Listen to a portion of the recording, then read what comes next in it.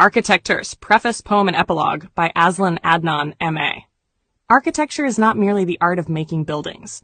It is the shaping of how life unfolds, within walls, between people, and across generations. Yet today, architecture finds itself at a crossroads. The profession, once a custodian of culture and climate, now stands accused of complicity in climate collapse, of fueling inequality, of flattening the diversity of place in favor of bland, global sameness. The truth is uncomfortable. Architecture has helped build a world that is out of balance, ecologically unstable, socially fragmented, and spiritually adrift. We design glass towers as the seas rise. We clear forests for megadevelopments no one truly needs. We insulate ourselves from nature while pretending to imitate it. This is not design. It is denial. We must say it plainly. We are facing a planetary emergency. Architecture cannot afford to be decorative, deferential, or diluted. It must be revolutionary. This poem, ARKITEKTUR, begins in that space of disillusionment, not to dwell in despair, but to shine a clear and fearless light. It draws inspiration from the work of Malaysian ecological architect Ken Ying, who has long insisted that the built environment must become a living system, not a parasite on nature, but its partner. His metaphor of the ark, like Noah's, is a vessel of salvation, but unlike the biblical tale, this one is of our own making, and it is already leaking. Yet even within that darkness, we carry seeds of renewal. The tools exist.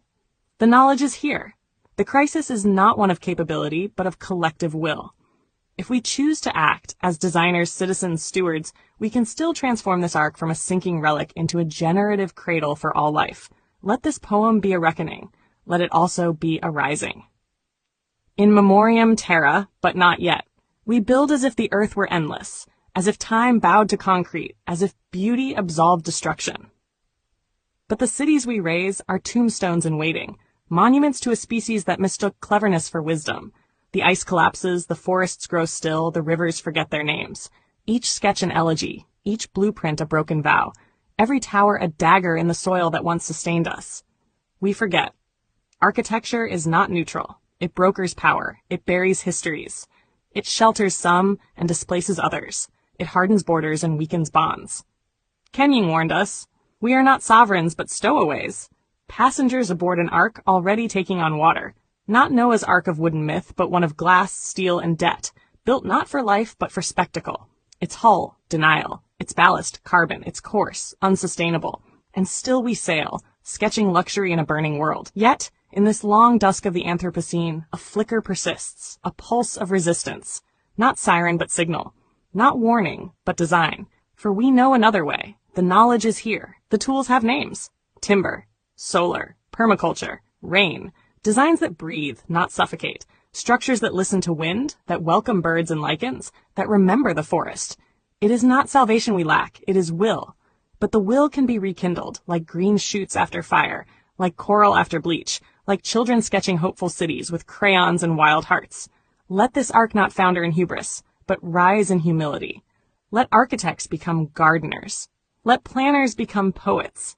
Let every structure whisper, you are part of this world, not its master.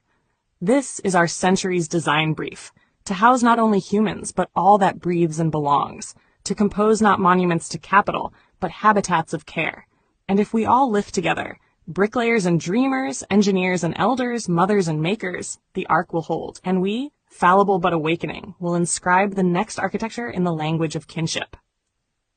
Not merely to survive, but to restore, to rewild, to remember who we are. The poem above draws on the visionary ecological thinking of Malaysian architect Ken Ying. The following excerpt from his seminal work on ecological design expands upon the conceptual metaphor of the ark, not as myth, but as living imperative. The earth is the only ark we have, and it is not an ark built for humans alone. It is a biospheric vessel that must support all species, all ecologies, in mutual sustenance. In designing our buildings, cities, and infrastructures, we must stop pretending we are separate from nature. The ark is not out there, floating on some distant flood. We are already in it. The leaking has begun. Our task is to repair it from within, with urgency, wisdom, and reverence. Ecological design is not a style. It is survival, sanctified.